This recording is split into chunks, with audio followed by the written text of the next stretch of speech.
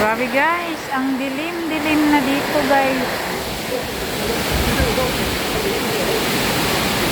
Grabe, lakas ng hangin at ulan.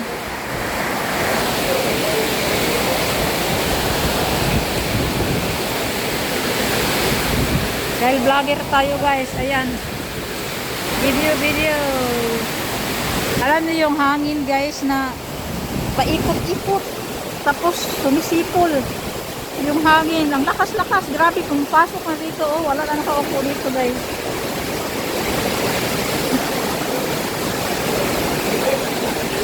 Nako, sobrang lakas.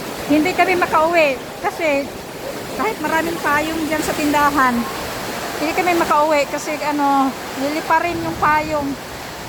Malayo yung naparkingan namin sa sasakyan. Kaya dito lang kami. Ayan. Sobrang lakas, nakakatakot.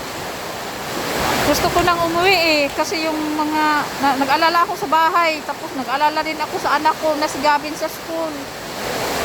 Pero ang hirap, delikado po magbiyahe. Delikado po mag-drive kasi ang lakas ng hangin. Malapit lang man sa bahay dito. Kaso lang, ayan na nga. Ay, iwan ko ba?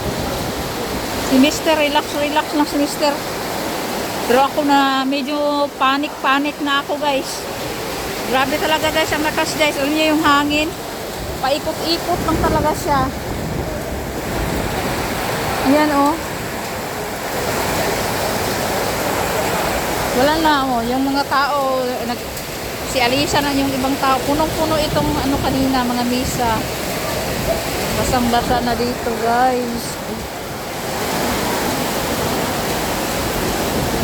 Ay, nag-alala ako sa anak ko. Sana safety lang sila sa school. Nasa taas pa naman yung classroom nila.